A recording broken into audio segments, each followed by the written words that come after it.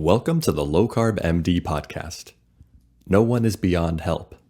No one is beyond hope. As we have always said, we are bringing you medical information and cutting-edge science, but none of this is medical advice. Please seek out input from your own doctor.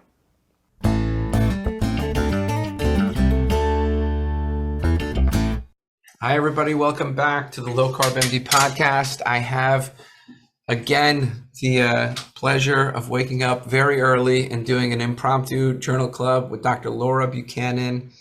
We are going to be tearing apart the science. Last week we tore apart a study looking, and you should go take a look at that study looking at low fat and low carb diets, and we talked about a lot about Virta and some other things. And this week we're going to be talking about time restricted eating. If you've been living in a box or living under a rock, you know that time-restricted, if you don't know, time-restricted eating is basically intermittent fasting. It's when you're restricting your eating window.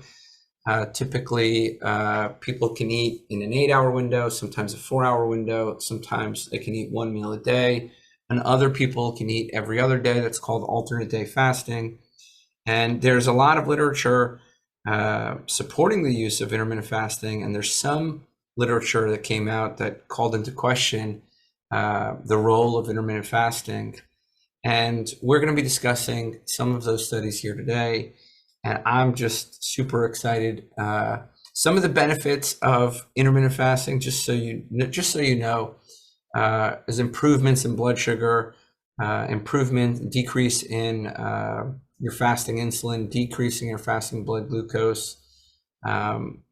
It's been shown also pretty consistently that an earlier eating window is generally better than a late eating window. And this has been known for several years. So we are going to be examining two different studies today, and I'm just excited to have Dr. Laura Buchanan back. And I'm excited about our new journal club. Me too. Thanks for having me back. This is going to be fun. So I'm just going to share my screen and we can dive right into the first study. Yeah, make sure for all the listeners we talk about each one of those screens. So because some of us are just joining, audio. Some of us are just joining audio. Well, definitely. I'm skipping over something. Jump in and fill in for our audio only listeners. So today we're going to be talking about the effects of time-restricted eating on weight loss and other metabolic parameters in women and men with overweight and obesity. So this was termed the TREAT trial. So there have been very promising TRE studies in mice and some non-randomized studies in humans.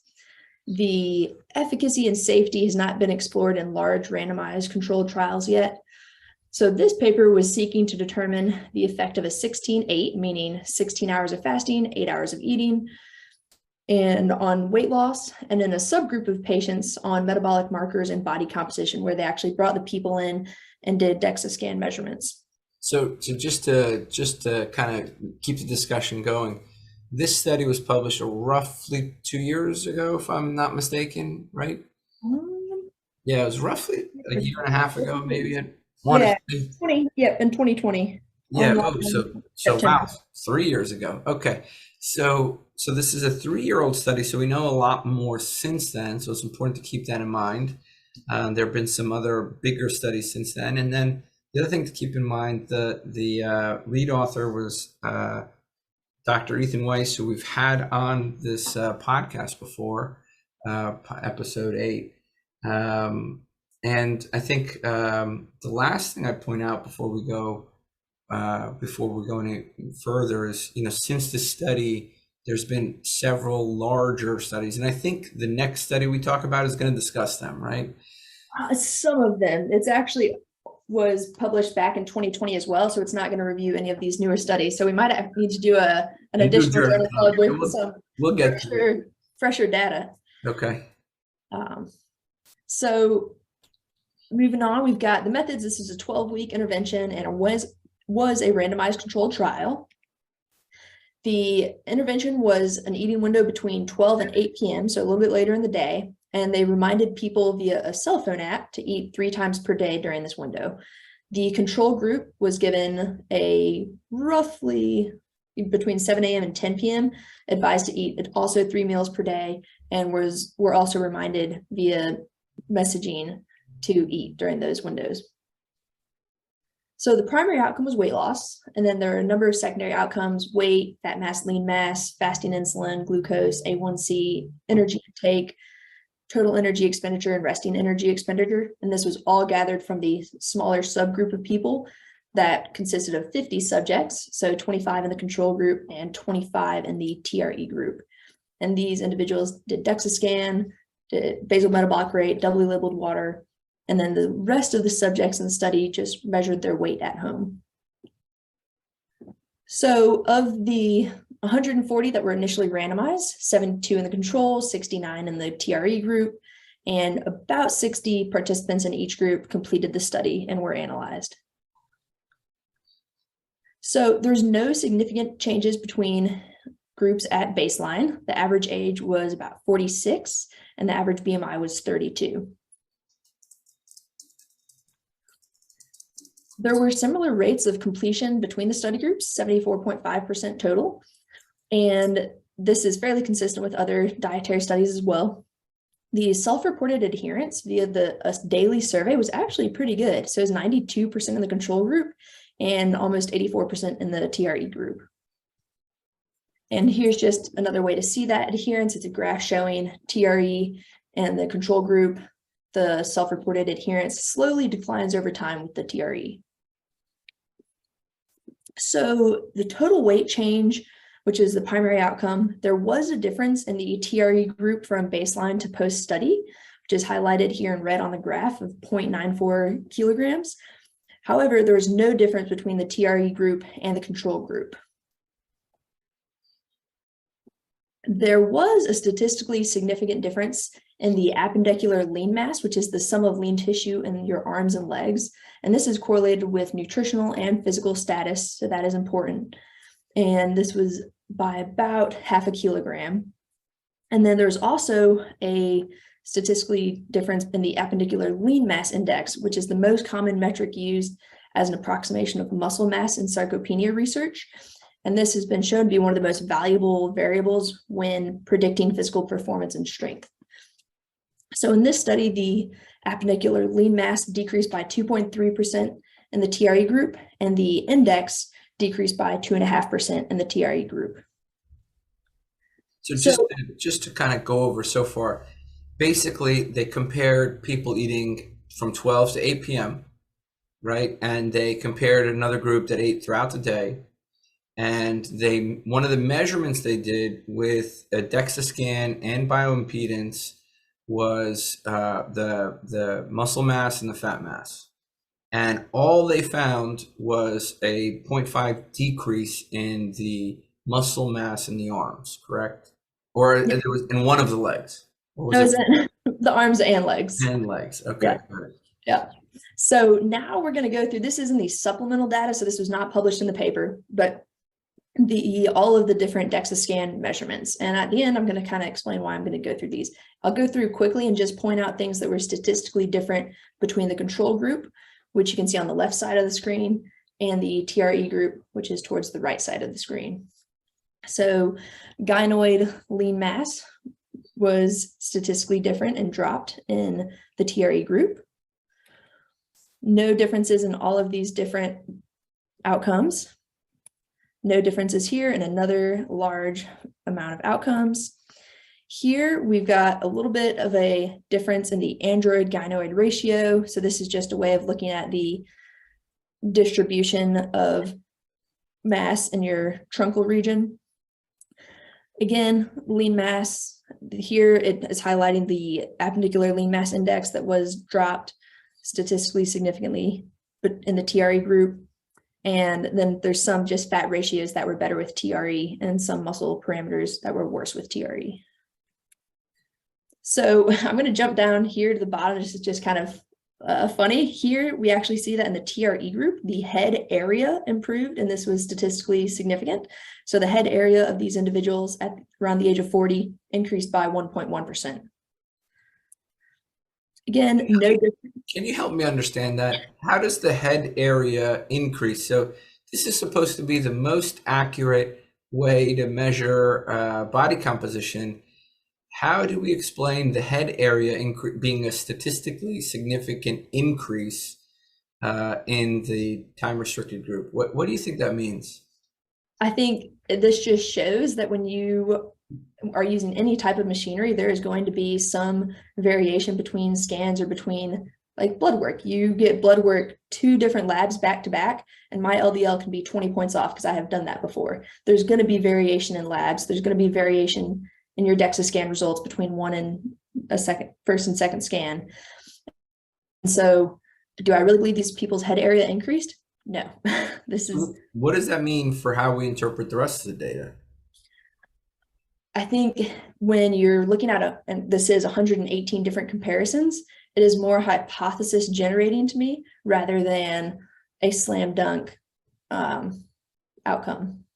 Got it. So it's kind of like a little bit of cherry picking. Was appendicular lean mass one of the primary endpoints? Do you remember? Like they have to register, and we can look it up if we don't know.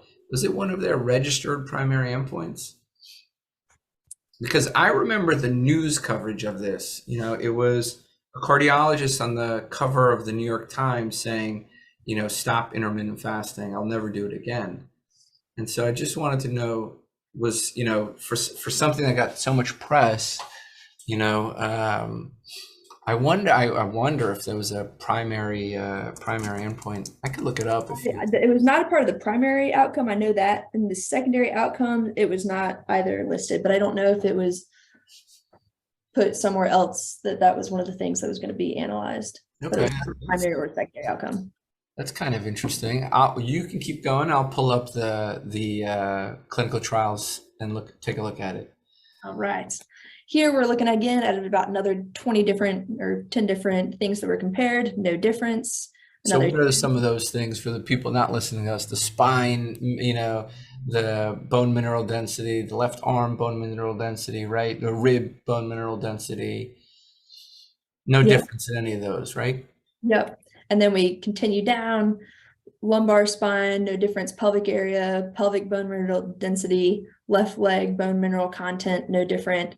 There was a statistically significant increase in left leg bone mineral density. However, when you look at the absolute numbers, I don't know where this comes from, because I see that in the TRE group, the pre and post is 1.21, and in the control group, it's 1.22 to 1.21. So maybe that's it, but that just, again, maybe statistically, but clinically, does that mean anything? I doubt it.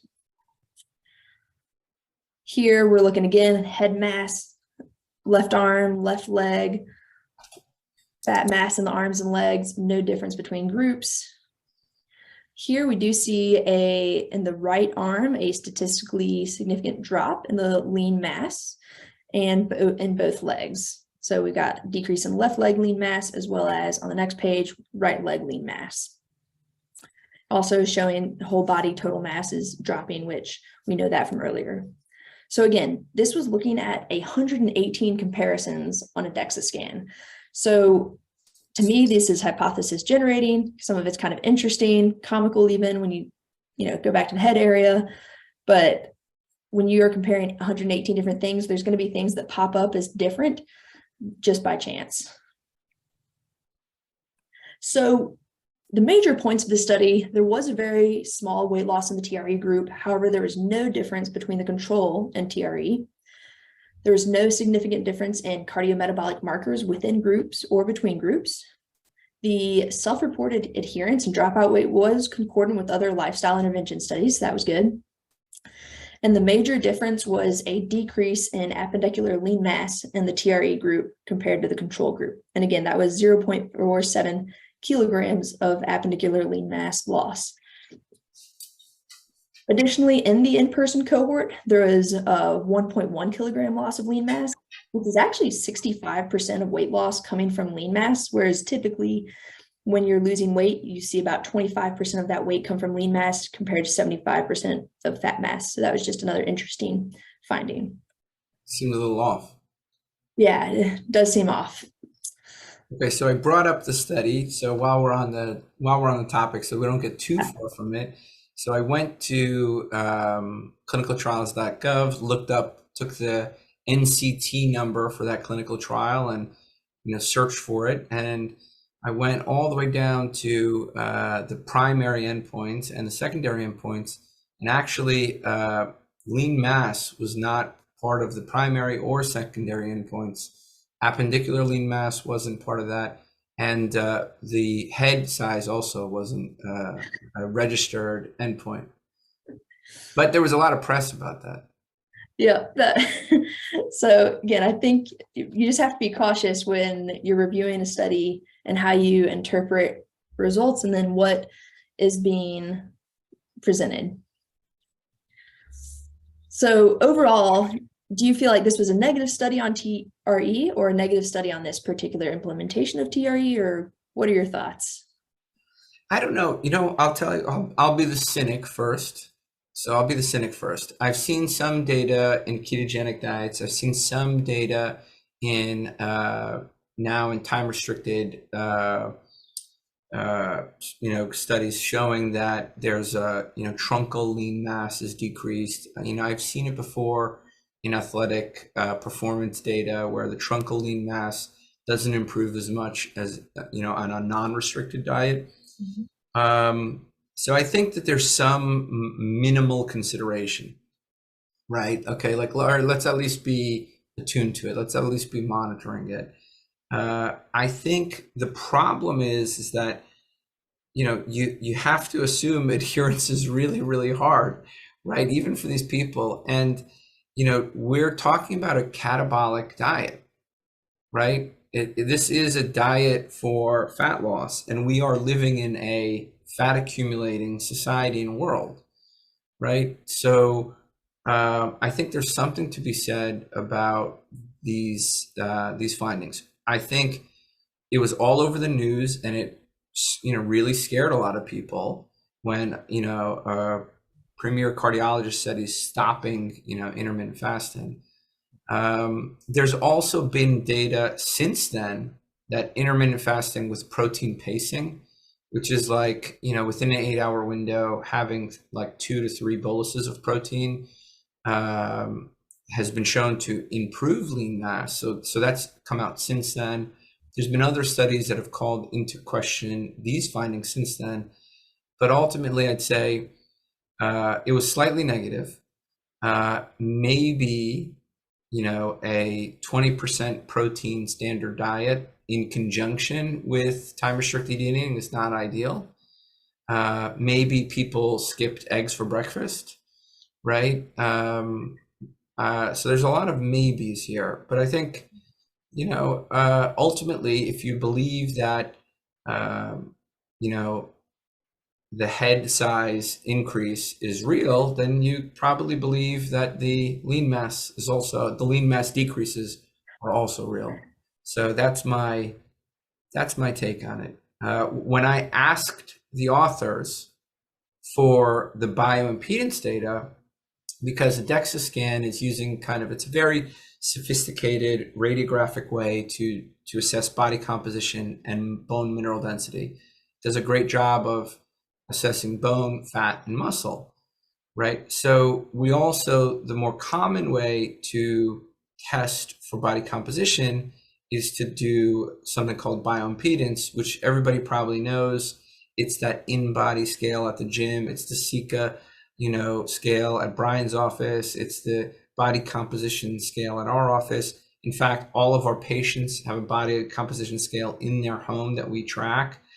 We have yet to see that signal on our scales, but the bioimpedance data, when I asked the authors, hey, you have a data sharing agreement listed in your article.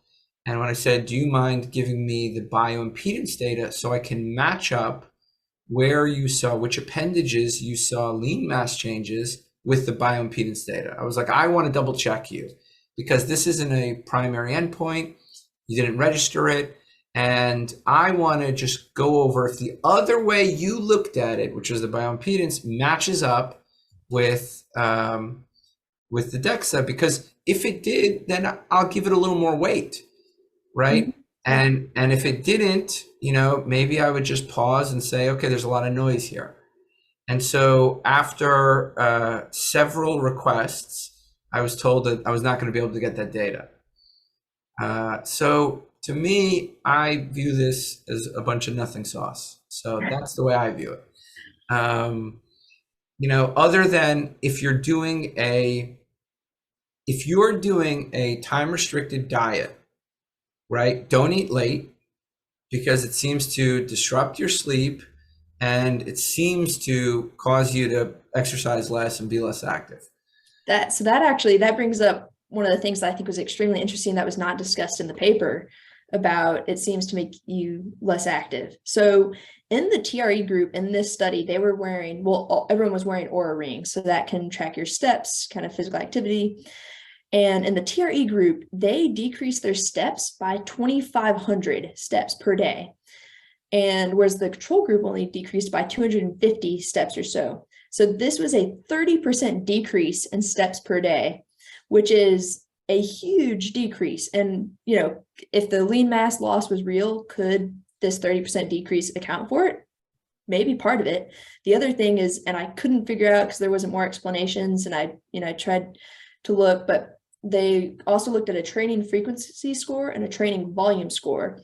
And those went from 76.7 down to 54 and 81 down to 63. So again, there's a drop there, fairly significant, in either resistance training or physical activity overall in the TRE group, which then in my eyes, after 12 weeks with that type of drop, it wouldn't be surprised that you might lose just a little bit of lean mass. Yeah, we have Vic here, who's one of the people who's joining us, who says basically when he eats late, that his sleep score and his Oura ring gets destroyed, basically. Yeah. And I've seen that again and again. Late night eating gives you reflux, poor sleep quality, you wake up belching. So there could be something to the fact that this was a later, a late 12 to 8 window. I know there's been a lot of data basically showing that later eating is worse for fasting glucose, worse for insulin resistance, worse for weight loss versus an earlier window. And I don't know if that's behavioral or something to do with our circadian rhythms, or, how our, sleep cycles are, but there's something to be said. Maybe there's that late eating kind of just disrupted sleep and made people not want to work out. Yeah. That's my theory. Yeah. I think it's a very plausible. And then I think also at the least it tells us the importance of remaining active. So if you are going to do aggressive intermittent fasting, like 1 meal a day or alternate day fasting, you may want to consider at least getting enough protein and certainly resistance training. Yeah. There's been studies since then, and maybe we could talk about that, on protein pacing with intermittent fasting, showing no detriment to lean mass. Yeah, and we're actually going to see some of that because the next one we're reviewing is a systemic review of 8 different human studies that is going to actually support that if you're doing resistance training in addition with intermittent fasting. Most of those studies did not show any detriment to lean mass. So let's bring it up. Shall we move on? Did you have any last thoughts on this study? I mean, I'll touch on it a little bit in the next one, but I just do in patients who might have sarcopenia. So they have a large amount of muscle mass loss. Oftentimes now we're seeing sarcopenia with obesity. I might be a little bit more cautious about either tracking their muscle or their lean mass. And again, focusing on that protein and potentially resistance training as well, if I know they have low muscle mass to start with. All right. Next up. See, Laura, we got 10, 15 people here joining us. Nice. Well, welcome everybody. Thanks for spending your Saturday with us. Dr. Laura was like, it's 8:30 a.m. I can barely get you here, Tro. Who's going to come? And we got, 15 people live, and probably more coming. So people like science, Well, I'm glad. Thanks for joining. So our next study we're going to be talking about is a review article on the effects of intermittent fasting combined with resistance training on lean body mass, a systematic review of human studies. Again, this is from 2020, so I'm now convinced we need to do a more up-to-date journal club on some TRE. So again, the impacts of intermittent fasting on lean body mass may be detrimental, although that's, I think, more and more is not the case, but resistance training may ameliorate this effect. So the objective of this meta-analysis is to analyze human studies that combine intermittent fasting with resistance training. So this was a systematic review. In the end, it included 8 studies. 5 of them were time-restricted eating or intermittent fasting studies, and 3 of them were Ramadan studies. During Ramadan, the fasting window is about 14 to 15 hours per day. All studies used resistance training 3 to 4 times per week, and 1 study included a 20-minute bout of aerobic training on the treadmill after resistance training. Again, most of these TRE studies were actually late in the day, with the windows being between noon and 8 p.m. And actually one allowed you to go up to midnight. Most exercise was in the non-fasted state, so during your eating window. And I'll highlight it a little bit later, but there is one, maybe half the studies did not really emphasize protein intake, and the other ones did have specific higher quantities of protein intake recommendations. So the outcomes that were primarily focused on were weight loss, lean body mass, fat mass, and body fat percent. So this was a mix of male and females. The average age was generally in the 20s to 30s. One study had an average age of 41, and the BMI was in the normal or overweight category, so between 23 and 28. And most subjects were considered recreational trained. There were some studies who even had a history of, or subjects had a history of bodybuilding. So again, key point here is just that these are actually younger subjects with a normal or overweight BMI and generally likely healthier. So here, this is going to be a little bit hard for those listening and not looking at the slide, but I've got all the different 8 study trials, and I'm just going to go through kind of one by one real quick. So first study was an 8-week intervention that did include a control group, and it was an 8-hour window and they gave people supplemental protein using whey, and they had 3 resistance sessions per week. The group had a 1 kilogram weight loss in total. And in this study, they actually had an increase, although it was not statistically significant, in their lean body mass and a statistically significant drop in their fat mass by 1.6 kilograms. This was assessed via DEXA. And that was improved compared to the control group. In the next study, again, another TRE study, they had a 4-hour eating window, and they were allowed to choose it between the hours of 4 p.m. and midnight. And then that was just 4 days a week. The other 3 days of the week, they could eat ad libitum. They had a control group, which could eat as usual. And again, 3 resistance training sessions per week. There was a non-statistically significant decrease in lean body mass and fat mass in this group. And the control group actually gained weight and a significant quantity of lean body mass during this time.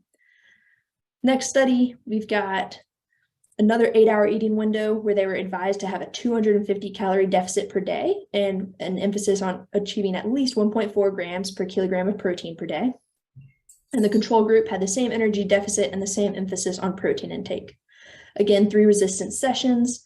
And in this study, they did have a significant increase in lean body mass and a statistically significant decrease in body fat percent in both the control and the TRE group.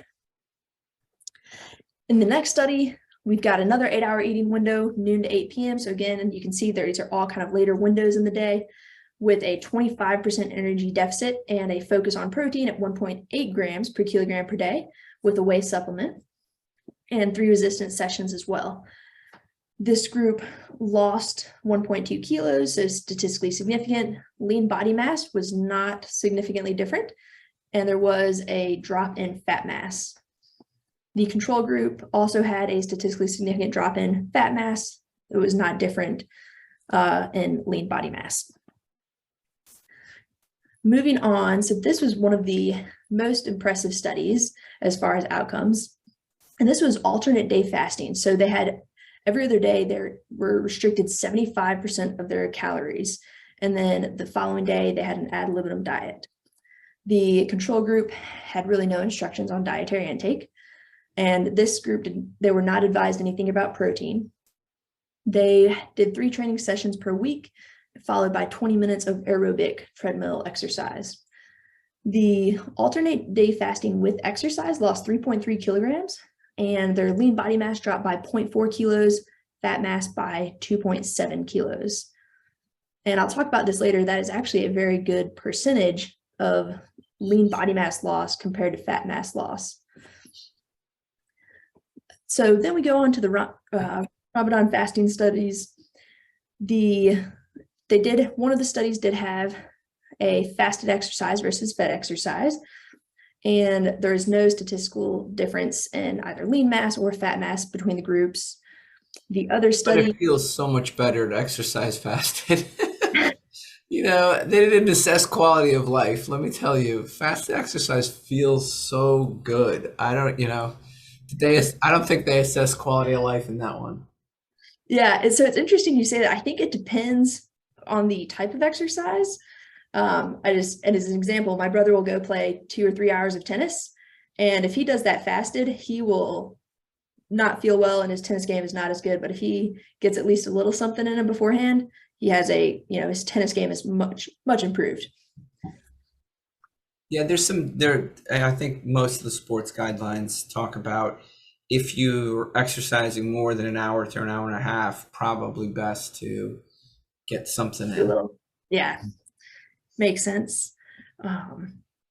And then looking at this last one here before we go to the next page, it was a 4-week study. So these are both 4-week studies, and they had 4 resistance sessions per week. In the fasting group, there is no statistical difference in any of the measurements. In the normal diet group, they had a gain in almost 2 kilograms with both lean mass and fat mass.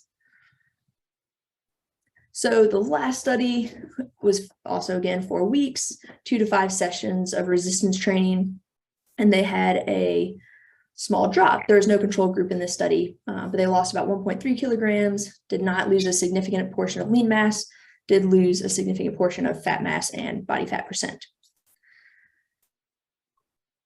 So that was a lot of things, and probably hard to remember the specifics between the 8 different studies. Kind of reviewing it quickly. In general, it seemed that the weight training seemed to ameliorate the possible loss of lean body tissue with fasting. Only one study showed a statistically significant increase in lean body mass with fasting and resistance training. And this group of individuals actually gained weight overall during the study. And it was shown that they actually had an energy intake that was increased over time, whereas they were supposed to have a calorie deficit by 250 calories per day. There's only one study of the 8 that showed a reduction in lean body mass from baseline, but this was the study that had the greatest weight loss at 3.3 kilograms and included aerobic training. And the impressive thing is there's only a 12% loss of lean body mass, 81% came from fat mass. So that is actually a pretty good ratio as far as if you're losing weight to lose fat mass to lean body mass. Not sure where the other percentages went to, but those were the numbers. And then the average fat mass loss range from 0.7 to 2.7 kilograms, and the body fat percent loss range from 0.8 to 2.5%. And 5 studies did show a statistically significant body fat mass or fat percent loss. And again, only one study showed reduction in fat despite gain in weight. So after seeing this, that in these groups, and even though they did have the later eating window, again, they overall really did not have a statistically significant loss of lean body mass, and most of them had a loss in fat mass, most of the studies. What are your thoughts? My thoughts are that I really want to see the bioimpedance data for that first study. My thoughts are that I think, what is the goal? right? That's what I think about, right? So like, let's just take everything out for a second, and it comes out to what is the goal. If my goal is to build muscle, if that's my goal, I don't even care about time restricted eating. I don't care about that, right? If my goal is to get to a weight that feels good for me and lose a lot of fat, then I really care about time restricted eating. So you can't like serve two masters. I don't know. That's what I think. No, I think that is a great point. Right? You can't serve two masters. So if your goal is to build muscle, so if I had a bodybuilder in my clinic saying, I don't really care how much fat I gain, I just want to gain a lot of muscle, I would not recommend a carbohydrate restricted diet per se, right? I wouldn't recommend time restricted eating per se, right? I'd want the most anabolic possible signal. And guess what is a growth hormone, an anabolic hormone? Insulin, right? So if I have somebody with prediabetes, diabetes, obesity who wants to get healthy, I have zero apprehension recommending time restricted eating. Okay. If they want to get healthy and maintain lean mass or build even lean mass, I will prioritize protein and again, have zero apprehension recommending time restricted eating. So, and we have in people who do 5 days a week, daily exercise, resistance training, and aerobic training, we've shown 100 pounds of fat loss with no deficit on lean mass at all. We have a number of patients who've had this done just because we track it. You've been to our clinic. So Are those people doing TRE predominantly as well? Pretty many 1 meal a day. Most days, not every day, but most days, right? So, and particularly days they're not training, they're definitely 1 meal. I can think of 5 patients off the top of my head who've lost 100 pounds and maintain their lean mass, which you were talking about that 20% ratio, right? Yeah. So they obliterated that 20% ratio. Now, I don't have a comparator arm. I'm using bioimpedance, and this is my observation, right? So there's some trepidation to that. So when I'm looking at this, it gives me, I wasn't worried, but if I was worried from that initial study, I'd be much less worried now. So what do you think? I've been yapping so long. What do you think? No, I totally agree. I think it's reassuring. I think, a lot of the time when I'm working with a patient, they're not at a point necessarily they can add resistance training, like right at the very beginning, depending on where they're starting from. But after doing a little bit of low carb keto, TRE, oftentimes they then come saying, hey, I want to start some type of physical activity. And then I jump on, hey, let's do some resistance training. I think this is going to help preserve the lean muscle mass. I think protein, especially during weight loss, is very important. I don't have to specifically counsel very often about it because, again, when you're low carb keto, the vast majority of people, when I've actually calculated their protein intake, they're hitting it, and they're hitting above the RDA of 0.8 grams per kilo. They're definitely getting close to that 1.2, 1.5, sometimes even more than that. So I agree. I think it's reassuring. I wasn't too worried in the first place. I do still wonder with OMAD that I might want to get a little extra protein earlier on in the day, but that's probably my only data on that. So let's just say the average person in our clinic does resistance training somewhere between 2 to 5 times. So we have a big contingent, where that'll do a Ben Bakikio, Fred Hahn, Jaquish style X3 workout, right? So that's what they'll do twice a week. There's a big contingent that does that. They're not in love with the gym and they just want to get resistance training twice a weekend. So we have a big contingent that does that. And then we have other people who want to do everything possible. They love the gym and they like being in the gym. And so they're 5 days a week in the gym, right? So neither of those groups would I recommend not doing intermittent fasting, right? Okay. Now, I may, in the people doing 5 days a week of intense exercise, say you may want to break your fast right after, your exercise with some protein, right? Whether it's, lean protein from some steak or eggs or a protein shake or whatever's convenient for them. It doesn't matter. But I'd be more apt to say, hey, the days that you're doing kind of like aerobics and zone 2, and the days you're doing, nothing, resting, just other activity, like you could do your 1 meal a day. On the days you're doing heavy resistance training, don't be afraid of fueling your body with protein, because think about the signal you're sending. You want your body to build muscle. Yeah. Right? That's why you're doing that. So what would best augment that signal? A protein intake, right? So I think it comes back to, what is the goal, right? What is the goal? And if it's build muscle while losing fat, you get into these nuances.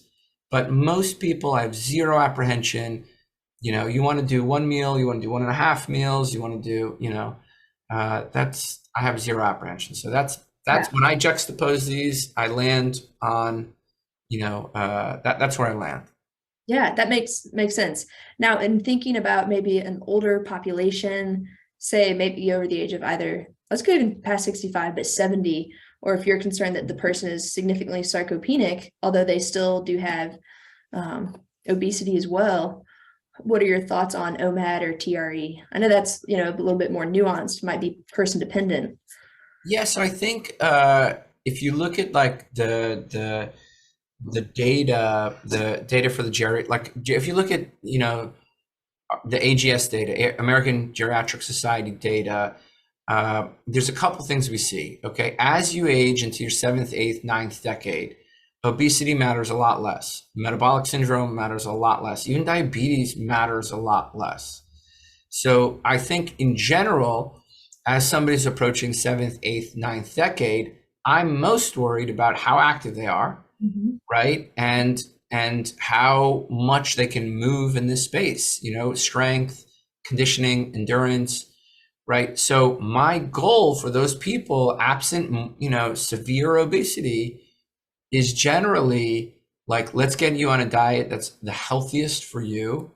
I maybe am less concerned about weight and more concerned about function, right? So with that said, when you're thinking about, so when it's less concerned about weight, I think then you're not so worried, as you age, you're okay with just a little bit more fat mass, right? Especially in that 8th and 9th decade, the lower fat mass you have, higher your mortality actually, right?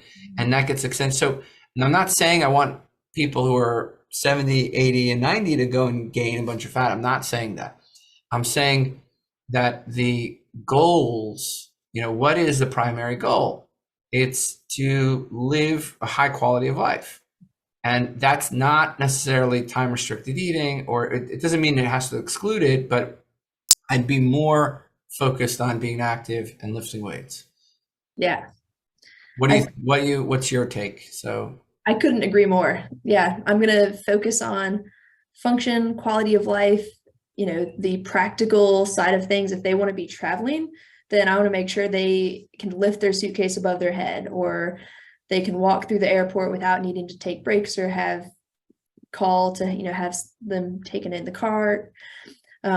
If, hip fractures are a significant risk in the older population. And so I want to help them with their balance and their lateral movements. If they trip, that they can actually catch themselves before they fall. So very practical thinking. Yeah, look, I think the bottom line is it's, everybody has different goals. Not everybody's the same, right? Not everybody's the same. So my goal as a vain, under 40 person is to have as much muscle and as least fat as possible. Well, that's not exactly everybody's goal, right? And so, when I have patients who they come to me, they're like, I want to age successfully, right? I want to, be functioning as much as I can at 100, right? And they're 75.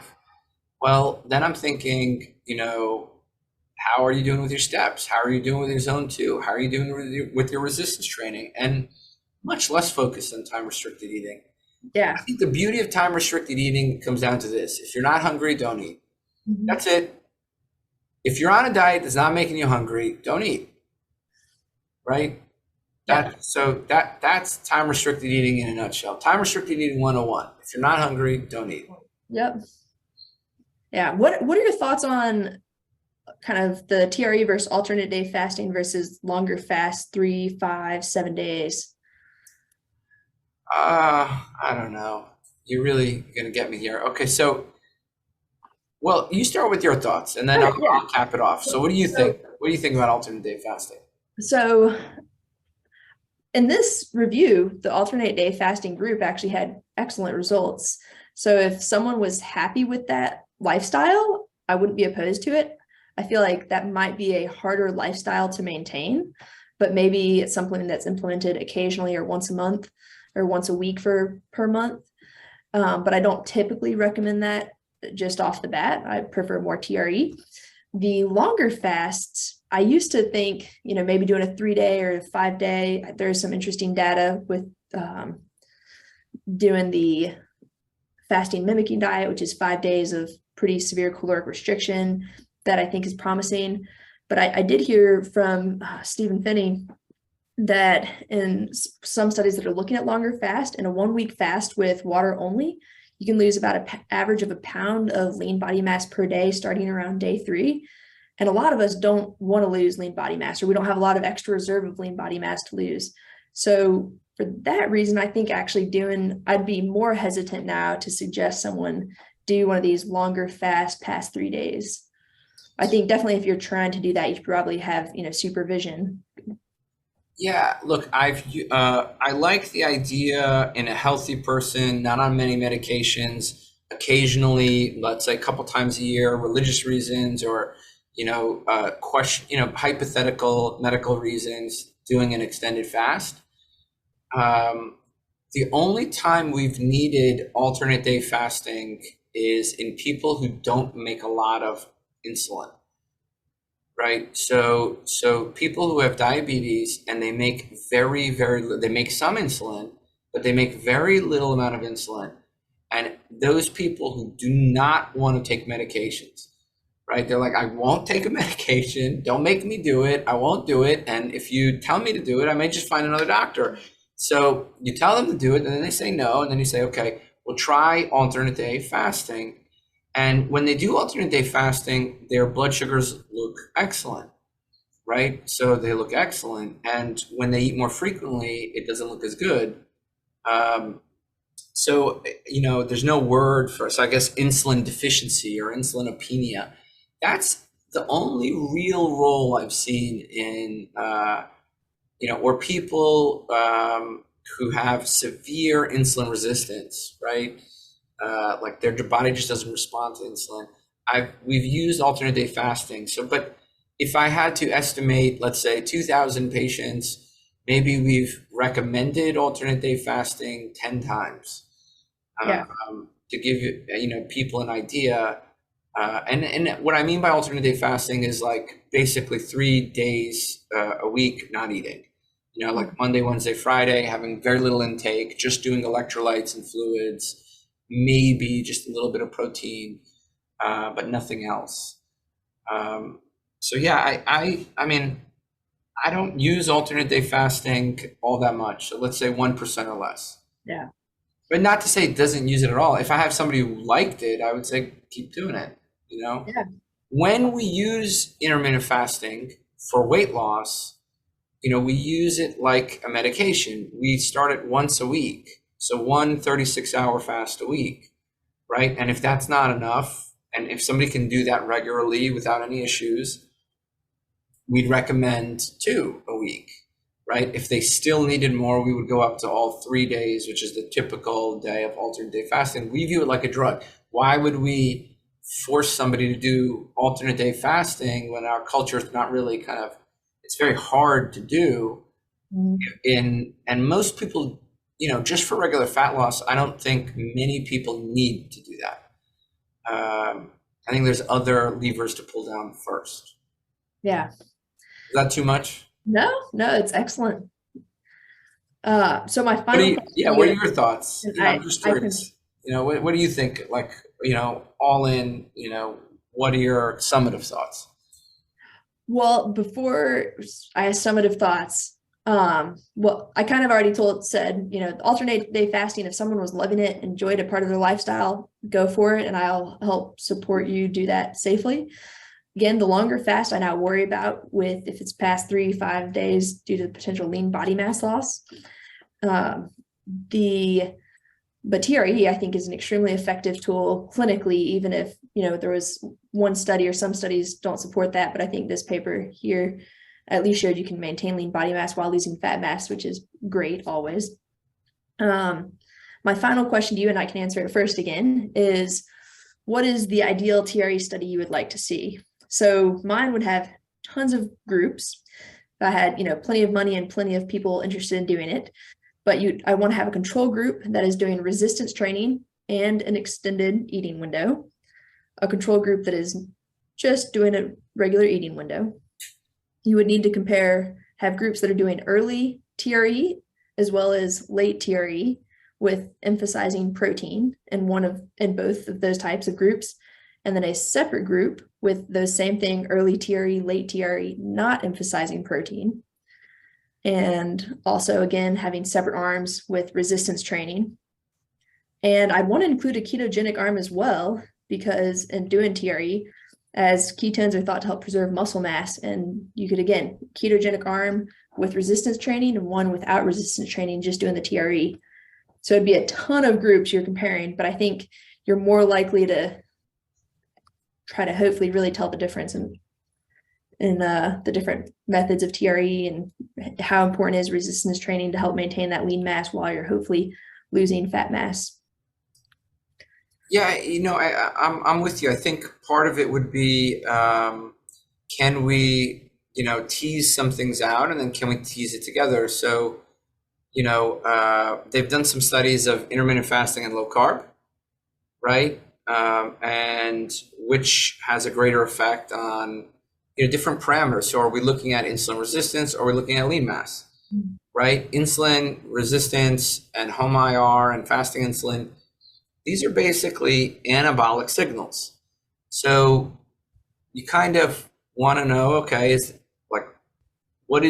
come back to what is the intention, right? So when we're designing studies, I guess, for assessing anabolic endpoints, right? I agree with you, kind of like, tease things out. Intermittent fasting, early, late, with and without, resistance training, with and without a severe caloric deficit, right?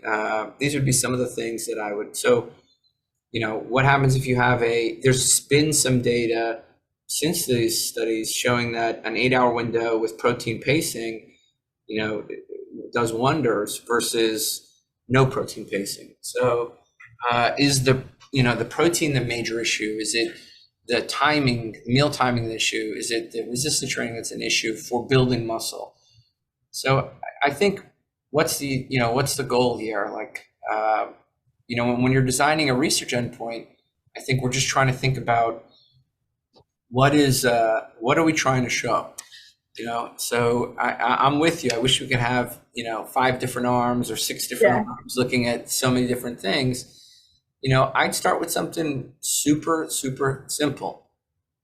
Put people in a metabolic ward, feed them for 4 hours, protein at hour 0, protein at hour 4, and then measure their,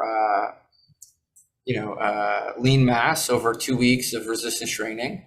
And then take a whole nother group and feed them the same amount of protein, over, 16 hours, right? So hour 0, hour 8, and hour 16, and give them the same amount of resistance training and see what happens, right? So, is the protein in a small window a detriment? That would be the question I'd be looking to answer. Yeah. So that would be my ideal test. Nice. That seems much more practical, and hopefully someone will do that than mine. Yeah, I don't, they're both good. Nobody will ever do it. Maybe some billionaire out there is listening who wants to fund our pet projects, let us know. It's called the smhp.org. You can donate directly to them. Sounds good. Cool. Is that it for today? I think that's it for today. Guys, thank you for joining us. Dr. Laura Buchanan, thank you so much for doing these journal clubs. I know people like Vic are ecstatic, who said, give us more journal clubs, give us more science. They're ecstatic to hear these. And we're happy to do them. Yeah. And I'm excited for our next one. I think we're going to be reviewing Dr. Unwin's new paper that was recently released, which was a pretty sweet paper. Yeah, it's going to be, he's done amazing work. I can't wait to do it. I'm going to see him in 5 days, and so are you. So it'll be exciting. This is exciting. Guys, this is the Low Carb MD Podcast. This is Dr. Laura Buchanan and myself, Dr. Tro. We are doing journal clubs to go over the science, to break through the noise, and to bring you the information and our interpretations. Thank you for joining us. Thanks.